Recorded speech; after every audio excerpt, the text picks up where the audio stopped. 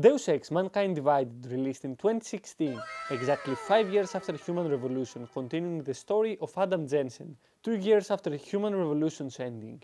While most of the augments that we ranked in part 1 of this series remain the same, the sequel provides us with 7 unique new augments as well as some modifications to old ones, which may or may not increase their overall realism ranking. Which is what we'll do in today's video as we go through Deus Ex Mankind Divided and determine whether or not the game is truly as realistic as its developers claim it is. Welcome back everyone to another episode of Realism Ranking. Please don't forget to leave a like and subscribe if you are new here, or if you like this type of content and would like to see more of it. In this video we'll follow the same formula as in part 1, which I do recommend you go and see if you haven't watched it already, of going through each augment and determining how realistic they really are, before giving the game an overall realism ranking. And to clarify, the way in which I'll be ranking these augments will not be determined by the in-game explanation of how the augment works, but on whether or not the technology or the end result can be recreated in the real world, either with existing or with developing technologies. The way in which I'll be ranking these is the following: already exists, for things that already do exist. Sometimes my genius is... it's almost frightening. Or for things that are already kinda here technologically. Realistic, for augments that can or will exist in the near future, i.e. 5 to 10 years. Far-fetched / unrealistic, for augments that might technically be doable but are either too advanced to be created in the near future, or an upgrade / use of the augment is just not that realistic. And finally, the whale bass tier will make a comeback. For all those little augments that are just impossible to exist or are too insane or counterproductive that they will just never be made. The whale bass tier is the whale bass of retrofuturism. That's dumb, cut that out. By the way, if you're confused as to why there is a tier called whale bass tier, I will once again strongly recommend you go and watch part 1 of this series. Not only for this little meme, but also because all of the augments that are currently on screen were ranked in the previous video. But enough talk, it's ranking time. Starting off with a brand new augment introduced in this game, the Micro Assembler. This augment was added in the Tactical Pack DLC of the game and allows the user to break down and recycle many item types into weapon parts for future upgrades. The problem with this augment is that I could place it in just about any tier besides Whale Bass and still have it seem like it belonged there. At first I thought, why not just have it in realistic since breaking down weapons to repurpose their parts isn't all that crazy. Dare I even say that could belong in the already exists rank. But the question that tears this whole assumption apart is how can this augment turn a rifle's parts into, let's say, a device that can instantly hack any system, or turn a floppy disk into explosive ammunition for the Typhoon system. This could of course be explained away by it simply being a gameplay mechanic, and nothing more. It is DLC after all. But we are here to rank its realism as it pertains to the real world and not within the game's internal logic. And in the real world, you just can't really turn a handful of pistol bullets into a biocell that can power a small generator. No matter how much science you throw at it, it just doesn't make sense, you know? You ain't him, bro, you ain't Tony Stark. Leaving this augment with a realism ranking of Whaleboat, because the function that it claims to provide is just impossible to achieve, regardless of the technology used, as all items turn into just nameless, shapeless parts that can become whatever the character needs it to be, regardless of if it makes sense or not. Up next, we've got the P.E.P.S, which, despite sounding like some sort of disease, is actually a weapon that transforms your arm into a non-lethal force cannon that helps you with crowd control by knocking down enemies and giving you some breathing room to either reposition or escape from a tricky situation. The description says that this augment uses invisible deuterium fluoride lasers to generate a wall of concussive force, which is total scientific mambo jumbo.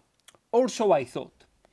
I shit you not, this thing already exists. And it was, I think, even in 2002. Well, it was in development in 2002, and by 2006 there was a working, market-ready version of it, with the only small small little issue being that it weighed 500 pounds, meaning that it could only be used on mounted vehicles. Just like in game, the weapon was meant to be used as a non-lethal way of crowd control, i.e. used against civilians and mainly protesters. The weapon is meant to fire an ultrasonic pressure wave that passes through the target's body, irritating their nerves, causing pain and inducing temporary paralysis. If you think that's bad, I assure you it gets much worse. This technology fell into some controversies while in development, surprising I know. As to why, you may ask? Well, it was because the American military was trying to tweak the design to make it cause maximum pain while still keeping the target alive. Bravo, America! Congratulations! Truly a champion of human rights. After the controversies, tracking what happened to the P.E.P.S system becomes a little bit harder, with some people claiming it's still in development as a Black Ops project, and others saying that the development of it has been discontinued. The most likely theory I saw though was that this technology is being repurposed for use against drones, since the pulse it fires could also be used to disable electronics. It's also worth mentioning that the in-game version functions differently than the IRL version, with the main difference being that the real version has a range of 2 kilometers while the in-game one has a way smaller range, something around 20 meters, which means that this is also 100 times weaker than the real version.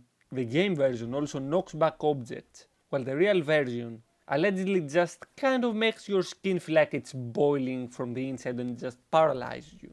Which is arguably worse, but yeah, I don't have a but there. There is no but there. It's just objectively worse actually. Realism ranking.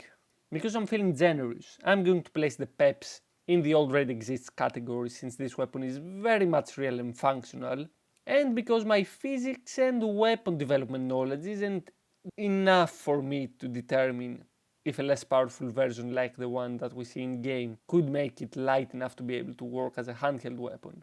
On a lighter note though, let's move to the next augment, which is remote hacking, which allows you to hack drones, robots and computers from a distance. I mean, there's no need to even try to explain why remote hacking should go in the realism ranking, already exists category.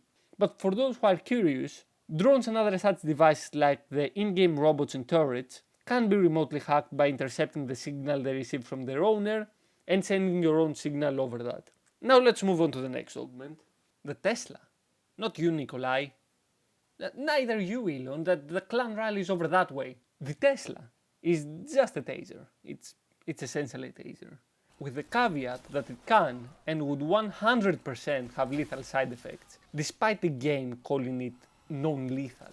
Its in-game description states that it shoots a 200 mA arc of electricity that incapacitates the target. For comparison, a normal taser shoots at about 3 to 4 mA, about 50 times less powerful than the Tesla.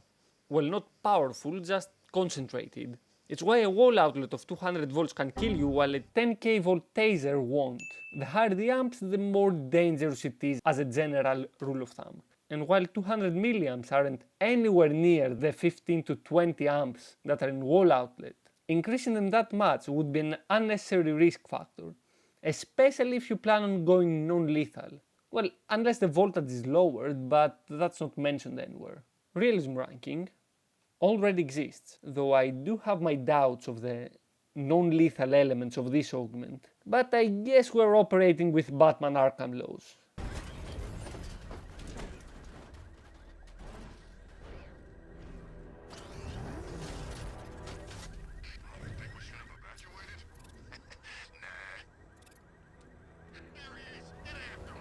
The next augment is the nanoblade, which isn't really that sci-fi. It's just a retractable blade, sword, whatever the hell this is, that you can just shoot as a projectile.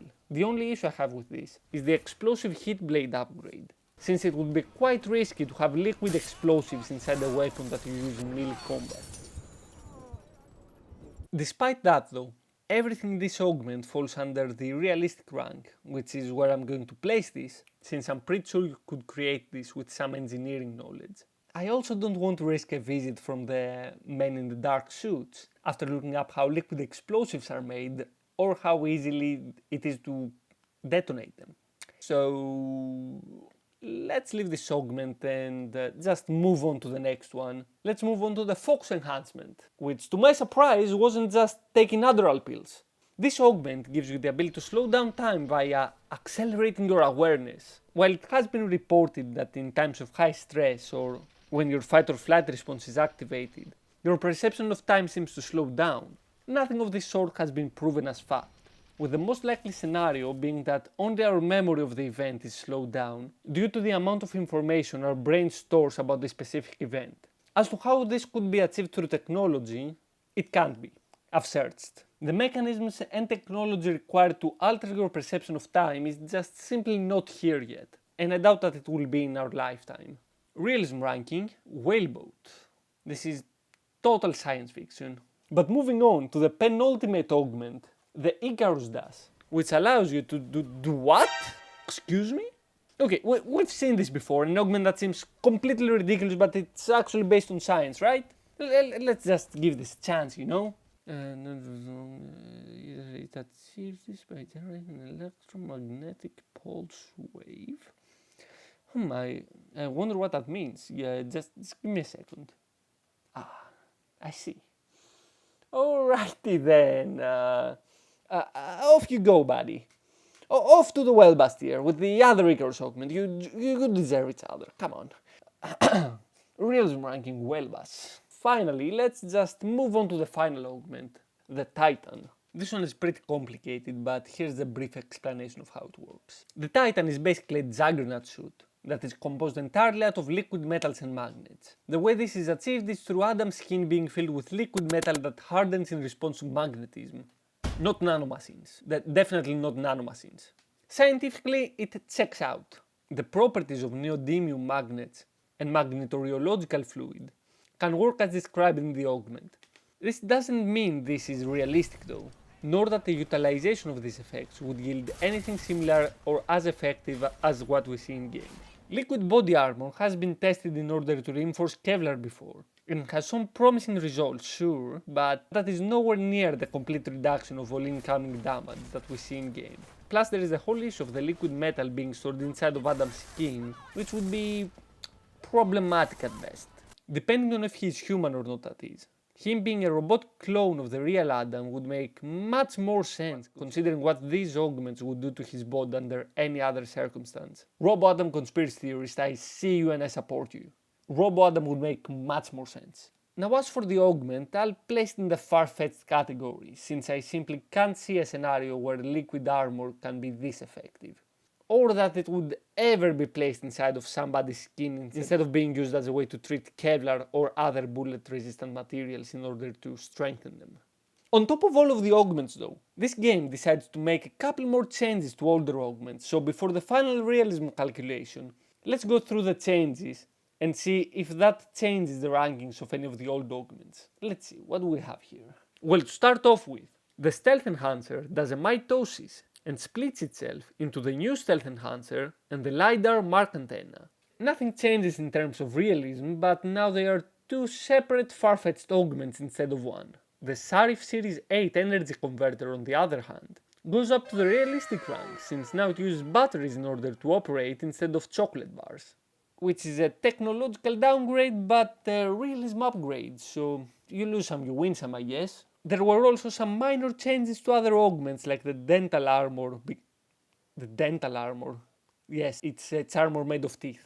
The dermal armor, excuse me, becoming the rhinodermal armor, which is a bit better at tanking damage but is also less EMP resistant, since now they drain your energy on a hit. But those changes aren't important enough to change the augment's ranking, so they shall be ignored. And with that, we have ranked each one of the new augments in Deus Ex Mankind Divided. Bring out the pie chart! Well, would you look at that? It seems that the new augments are not only perfectly balanced, but that their pie chart also makes a peace sign. This chart only shows the experimental and DLC augments, taking the corrections we made, as well as adding everything to the old chart. We get the true realism ranking of the modern Deus Ex games. Let's start with the smallest piece of the pie, the lovely War Crimes tier, which is composed of just a single augment, a little tiny augment that occupies only 3.3% of the total rank. By the way, the war crimes augment is counted as unrealistic, not because war crimes are unrealistic, quite the contrary. But it just so happens that this specific war crime is based on total sci-fi logic.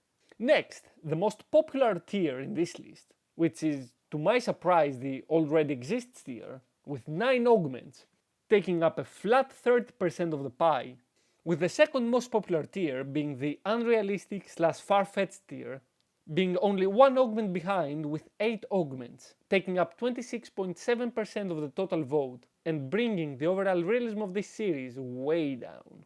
The final 2 categories that remain are the realistic and the whalebot tiers, which are going to determine the final realism of this series. I'm not going to do the whole suspense bit, don't worry. Realistic edges out whalebot with 7 augments to whalebot's 5, leading to a final realism score of 53.3% for the Deus Ex series, making the modern Deus Ex games more realistic than not. Certified realistic? There is no bar, no precedent for this series. This is only the second episode in the series. There is no other point of reference. I personally think over 50% realism is pretty good for a sci-fi game. You know what, I'll give it my stamp of approval, why not? We do need to add more games to this ranking though. I do have some ideas already, but feel free to recommend other games that could fit this format. Or if you just want to watch something else, how about checking out this other video of mine on Flash game nostalgia? Thank you all for watching, I'll see you in the next video.